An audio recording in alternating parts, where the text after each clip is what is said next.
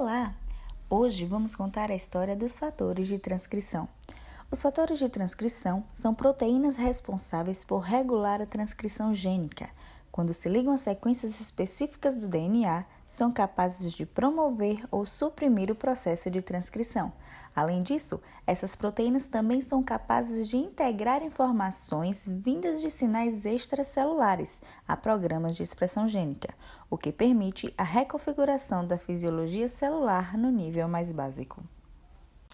Como na maioria das proteínas, a história dos fatores de transcrição começa no núcleo, com uma porção do DNA, um gene, o chamado aventura do fator de transcrição, isto é, o início de sua jornada começa com a transcrição.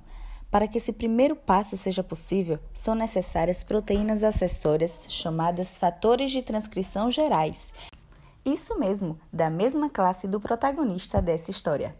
Eles se ligam a uma sequência de DNA importantíssima para o início da transcrição, o promotor. Estando na posição do promotor, a RNA polimerase dá início à fase de elongação, em que a fita de RNA em formação se alonga graças à adição de novos nucleotídeos. Durante essa fase, a RNA polimerase desliza ao longo da fita molde da posição 5' para a posição 3'. Nesse processo, as informações necessárias para a síntese de uma proteína contidas em um gene são transcritas na forma de RNA. A principal enzima responsável por esse evento é a RNA polimerase, que usa um modelo de DNA de fita simples para sintetizar uma fita complementar de RNA. O primeiro passo para transcrever um gene que codifica um fator de transcrição ou qualquer outra proteína é a abertura e desespiralização de uma pequena porção da dupla hélice do DNA. Para cada nucleotídeo MOD, a enzima adiciona um nucleotídeo correspondente. A RNA polimerase continuará transcrevendo até encontrar uma sequência denominada terminador. Posteriormente, os RNA mensageiros que codificam os fatores de transcrição são exportados para o citosol em um processo dependente dos complexos poronucleares. Esse sistema de transporte se baseia nos sinais de exportação nuclear presentes no RNA e nas esportinas.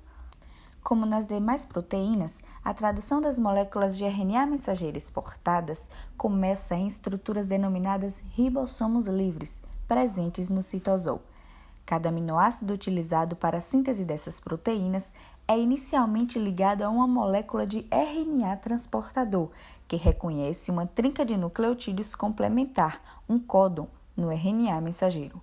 Para iniciar a tradução, uma subunidade ribossômica menor se liga a uma molécula de RNA mensageiro, em um códon de iniciação, que é reconhecido por uma molécula de iniciação característica de RNA transportador.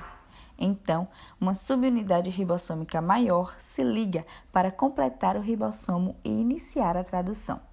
Nessa fase, cada RNA transportador, carregando um aminoácido, se liga em sequência a um códon apropriado no RNA mensageiro.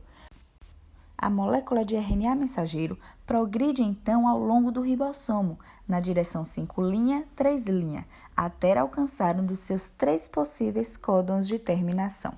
Então, um fator de liberação se liga ao ribossomo, finalizando a tradução e liberando o peptídeo formado. Este seria o processo de tradução completo que ocorre nos ribossomos livres no citoplasma, no caso de proteínas que não sofrem modificações pós-traducionais.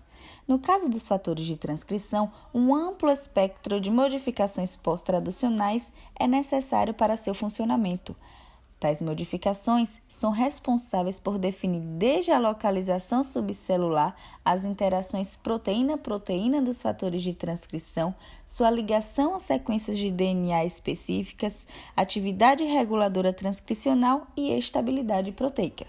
Para isso, os fatores de transcrição em processo de tradução devem exibir uma sequência sinal que indique que o processo deve ser continuado no retículo endoplasmático rugoso, que pode endereçar a proteína ao aparelho de Golgi, para que sofra mais modificações. As principais modificações pós-traducionais que um fator de transcrição pode sofrer são as seguintes: fosforilação, sumoilação, ubiquitinação, acetilação, glicosilação e metilação. Como contamos, os fatores de transcrição são sintetizados no citoplasma, mas estão localizados e desempenham suas funções no núcleo. Portanto, o próximo passo do nosso protagonista, depois de suas modificações pós-tradução, é a realocação no núcleo. Para isso, nosso fator de transcrição precisa carregar em si sinais de localização nuclear, uma sequência de aminoácidos que o direciona para o núcleo. O processo de realocação e ativação dele pode envolver uma série de mecanismos, como o acoplamento de determinados ligandes, modificações diretas do fator de transcrição, como a fosforilação, e a interação com proteínas corregulatórias ou outros fatores de transcrição.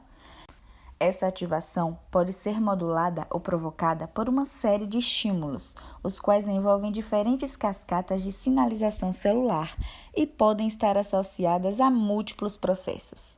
Estes podem ser fisiológicos, no caso das respostas a sinais extracelulares, intracelulares e no controle do ciclo celular, por exemplo, ou mesmo patológicos. Como abordamos, a principal função dos fatores de transcrição é a regulação dos processos transcricionais, que é central tanto para a expressão de genes específicos de tecidos, quanto para a regulação de atividade gênica em resposta a estímulos específicos. A maioria dessas proteínas faz parte do grande complexo de pré-iniciação de transcrição, que interage diretamente com a RNA polimerase. Esse complexo se liga à região do DNA conhecida como promotor.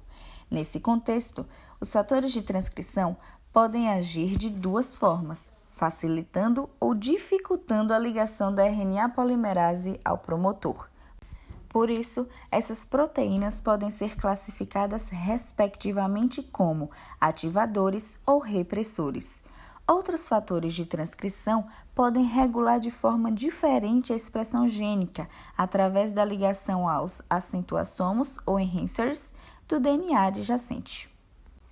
E esse é o fim da jornada do nosso fator de transcrição, fundamental para que os genes sejam expressos na célula certa, no momento certo e na quantidade certa, dependendo das diferentes exigências fisiológicas do organismo.